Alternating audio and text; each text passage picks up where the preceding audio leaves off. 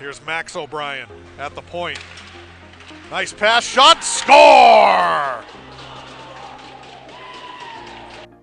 Hello everyone, my name is Brittany Hart and welcome back for another edition of Britt's Commits, presented by Elite Prospects, the ultimate online resource for hockey stats, transfers, and player profiles since 1999. And today we are here with Warriors defenseman Max O'Brien, who will be off to Colby this coming fall. How's it going? Good, thanks for having me on. Of course. So growing up in Massachusetts and having the prep route readily available, I mean, I can name more prep schools in this general area than imaginable. But did you always have playing prep on your radar, or was it kind of something that kind of just happened? Yeah, I did. And honestly, I don't think the prep route is the only way to go. I think that there's a lot of different ways people can be successful and should pursue those. But for me personally, I started going to Milton Academy in 4th grade. Oh, wow.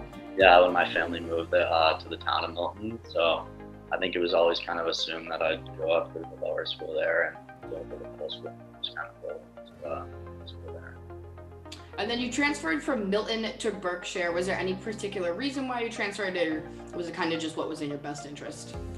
Yeah, I mean, I think when anyone transfers, I think everyone kind of has their own personal story and details of the situation and what happened. But I think it usually comes down to it just wasn't a great fit, and it was time for a change. And that's a situation I found myself in after the junior year.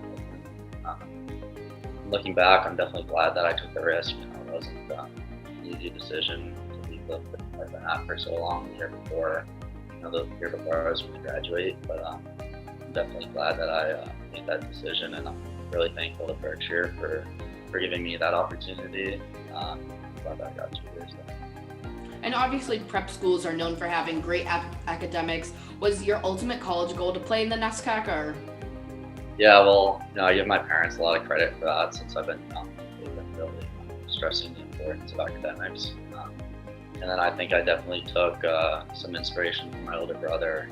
He's a soccer player, but he's been on the NESCAC for a little bit. He'll be finishing up next year, and so I was sort of going through high school and juniors in the recruiting process, just seeing his experience there and balancing really kind of tough academics with a really competitive athletic environment.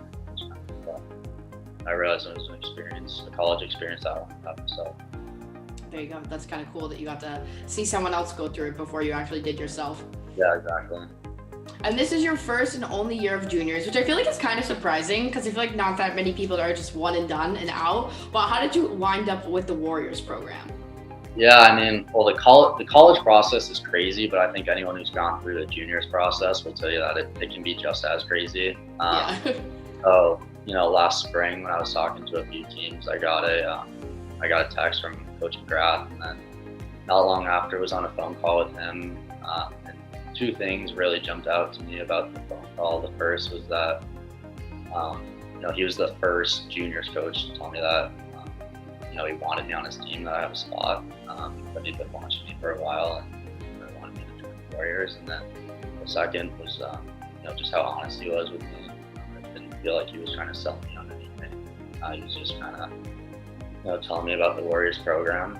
The more he talked about it, the more I realized it was something I wanted to be a part of. And as a first-year player, what did it mean for you for Coach McGrath to name you assistant captain? Yeah, I mean, I have all the respect in the world for Coach McGrath, not just as a hockey coach, but as a person and as a leader. So for him, and that goes for the rest of the Warriors coaching staff as well, Coach Andrikopoulos, Coach Clardy, and Coach Collins.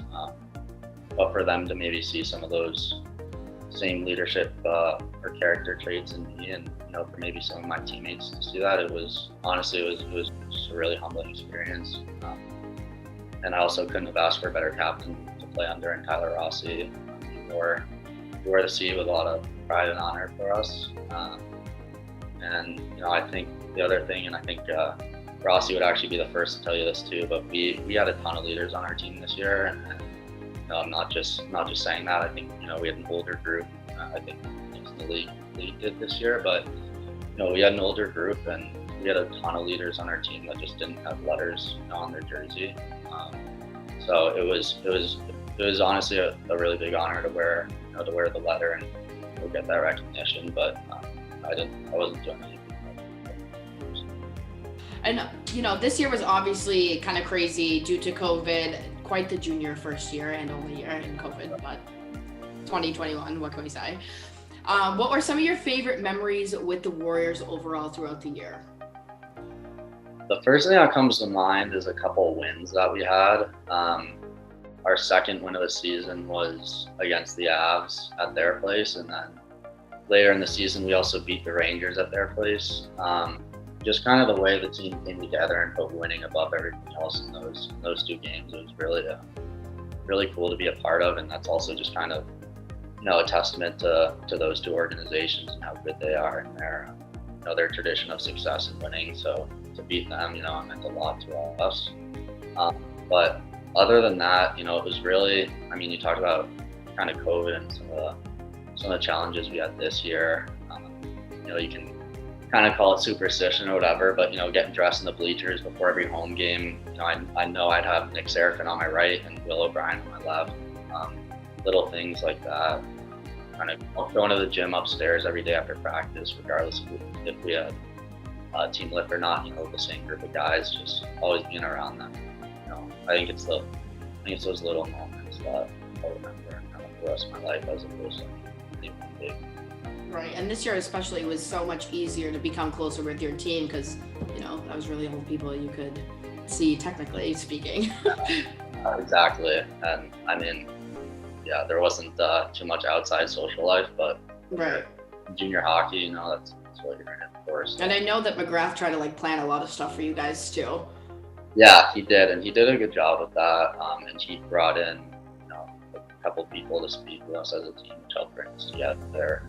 But yeah, by the end of the year, the relationships you have with the guys, it's really special.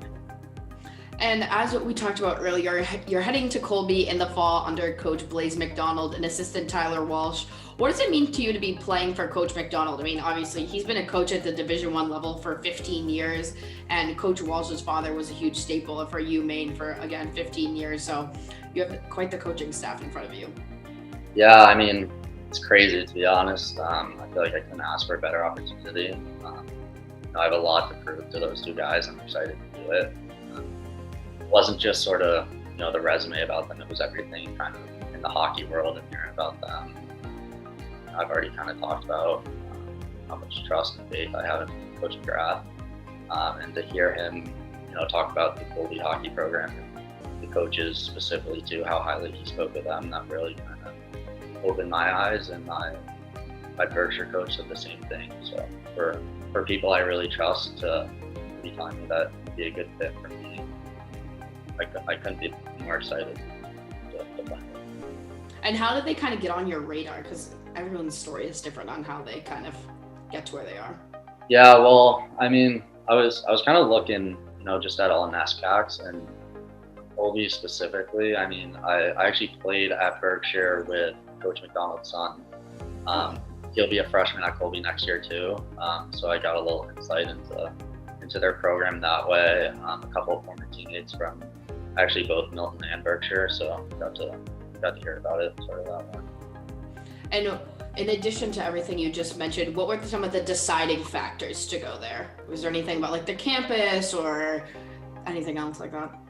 Yeah, well, we talked about the academics already, and I would say that something I've heard a lot about is the Bowdoin-Colby rivalry game. I've never kind of witnessed it, but people speak about it a lot that have been a part of it, so I'm excited for that. And then another thing that was impressed me about Colby was, these schools are kind of in tough positions this year, and I believe Colby welcomed back all their students to campus this fall, and the hockey team was actually able to even play a couple of games later in the year. So it kind of told me a lot about the community and the culture there, that they wanted to be together. They wanted to play as a team. All right, well. Figure it out. Well, thank you for coming on this week. I appreciate it, and good luck next fall. Yeah, thanks for having me.